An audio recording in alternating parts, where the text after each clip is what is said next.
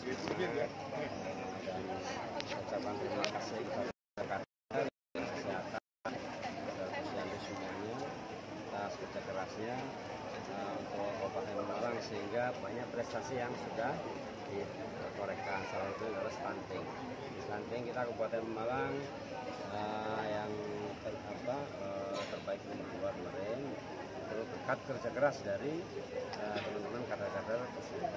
Dan selain itu kematian ibu, kematian ibu melahirkan, kematian bayi yang dilahirkan itu juga sudah semakin menurun. Dan harapannya ini para kader selalu semangat, selalu kompak sehingga ke depan juga akan dari tantangan-tantangan yang masih ada bisa kita minimalisir dan bisa kita kurangi. Dengan kegiatan ini Pak, apa sih ya, Pak harapan? Ya ini harapannya itu tadi guyub rukun kebersamaan, kompak, rukun. Nah, karena itulah kunci utamanya kita sukses. Kita bareng-bareng menyelesaikan permasalahan tantangan yang ada di Kabupaten Malang terkait dengan masalah kesehatan. Oke? Progresnya Pak ke depan di progres untuk yang sama bulannya dari 2023. Progres apa itu? Progres stunting gitu. Oh stunting, ya stunting kan selalu kita berarti anunya tahunan.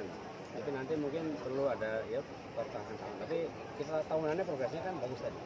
Dari berarti sebelumnya itu kita stunting 16, 17 itu 21, 19 sekian itu kan jadi 15 sekian.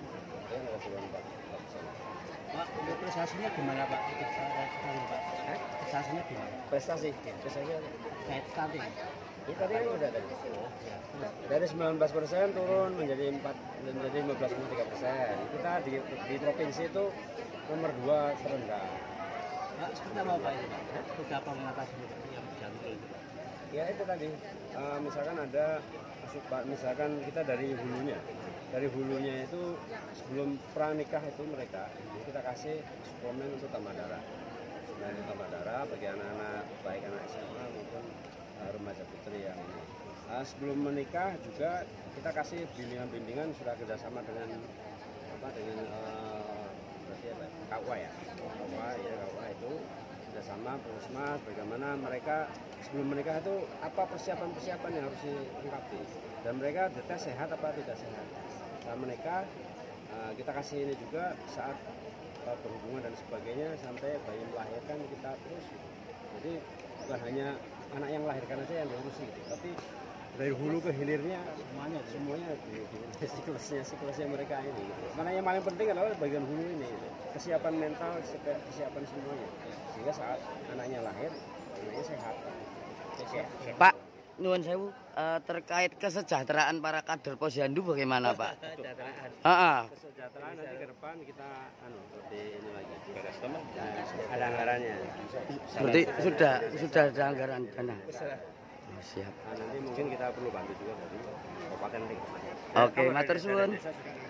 Kita latih supaya mereka mempunyai 25 keterampilan. Nah, nanti setiap tahun kita evaluasi. Nah, pada saat itu evaluasinya seperti ini. Nanti kita beri pin-pin itu mana yang masuk Prima, Madya, Paripurna. Itu tiap kecamatan? Iya, dan kita tingkat kabupaten. Oh, tingkat kabupaten. Tingkat kabupaten, ya kita latih. Kalau dari Puskesmas sudah mengadakan pelatihan kader di Puskesmasnya sendiri. Untuk kader sendiri, materi latihan yang paling penting lah, yang paling inti apa saja? Kan di antaranya ada 25 keterampilan itu ya. Misalnya cara menimbang bayi, mengukur, memberi penyuluhan kayak gitu. Kemudian dalam pencatatan. Nah, sekarang juga kader-kader itu mulai dilatih untuk digital. Jadi mereka harus bisa melaporkan di ASIK ya, di namanya aplikasi ASIK ya. Jadi selain menimbang, mengukur, mereka juga harus langsung bisa memasukkan pencatatannya itu langsung. Nah ini Bu terkait tadi stunting Bu, ini kan tadi kan kolaborasinya kan berbagai macam ya, termasuk KUA. Ya. Itu sementara ini untuk yang pernikahan dini atau gimana? Manfaatnya atau gimana? Oke, ya selama ini pernikahan ini kan kita hanya sosialisasi ya, sosialisasi ke masyarakat supaya mereka jangan sampai menikah di bawah usia 20 tahun karena dari segi kesehatan itu sangat tidak sehat.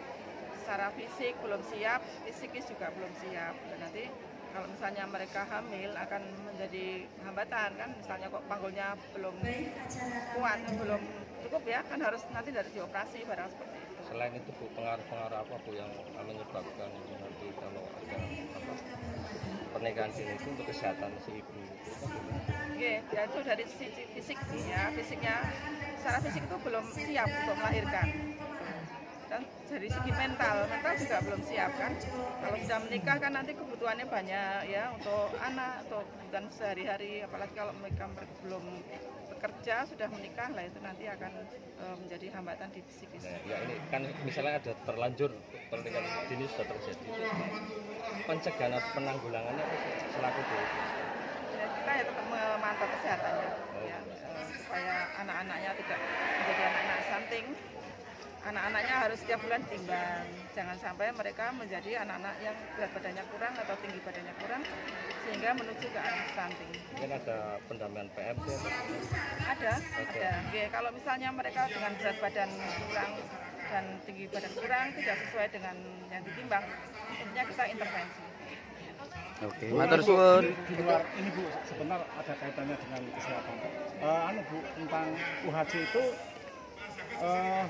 ketika seseorang kemudian menggunakan KTP yang UHC itu, sementara orang itu tadinya punya BPJS, apakah bisa Bu untuk melakukan itu? Bisa. Caranya Bu? Ya, jadi gini, kan dalam keadaan masyarakat misalnya sakit gawat darurat ya, dulu dia sebagai BPJS mandiri, kemudian menunggak, kan? Nunggak, kebanyakan nunggak. Nah, memang seharusnya kewajibannya dia itu bayar dulu ya, jangan sampai nunggak. Nah, bisa tetap kita layani kesehatannya seperti itu. Ya, tapi saya sarankan ya masyarakat kalau yang punya BPJS mandiri, tolong itu dilanjutkan. Kenapa? Itu akan menolong dirinya sendiri, keluarganya dan juga masyarakat. Karena UHC ini kan gotong royong, gotong royong. Jadi jangan sampailah dengan adanya program ini, udah jangan bayari, jangan seperti itu. Ya, kita kan sebagai orang yang mandiri, mampu, mendoakan diri kita mampu, ya, doakan diri kita itu mampu bisa membayari BPJS-nya mandiri, itu lebih baik dan berguna. Pertama kaitannya dengan integrasi layanan primer. Posyandu ditingkatkan fungsinya. Tidak hanya pencegahan, tapi juga promotif. Tidak hanya preventif, tapi juga promotif. Apa itu? Yaitu mengkampanyekan, menyebarluaskan, mensosialisasikan gerakan masyarakat hidup sehat tadi di lingkungan masing-masing. Seperti kita tahu, Posyandu itu sahabat masyarakat tadi, itu kita mengkampanyekan hidup sehat, gerakan hidup sehat. Itu pilar yang pertama perubahannya. Sehingga ke depan, ibu-ibu sekalian, soal pemanfaatan teknologi, pemanfaatan HP nanti di layanan Posyandu tidak terhindarkan. Lah terus HP ini sekian pundi Pak? Sementara kan gua HP ini dewek. Sementara itu karena nanti ke depan seperti itu Bu, pemanfaatan teknologi. Juga ke depan kader-kader Posyandu untuk tidak kaget, ke depan itu puskesmas juga akan dilakukan perubahan. Tadi berbasis siklus hidup tadi, sejak kehamilan, persalinan, remaja, produktif sampai lansia, nanti juga akan dilakukan perubahan. Termasuk ke depan itu di setiap desa akan oleh pemerintah pusat dibangun puskesmas pembantu. Ke depan arahnya nanti seperti itu. Setiap desa, kalau sekarang kan di Pemalang ini 223 kelurahan dan desa, 212 desa, 11 kelurahan. Baru ada 63 puskesmas pembantu. Nah, ke depan arahnya itu setiap desa ada puskesmas pembantu. Nah, disiapkan di sana harus ada kadernya 2 orang minimal dari desa. Itu ke depan begitu. Nah, termasuk di desa masing-masing, ibu bapak sekalian, di Posyandu nanti harus ada 5 orang kader Posyandu. Alhamdulillah sudah mulai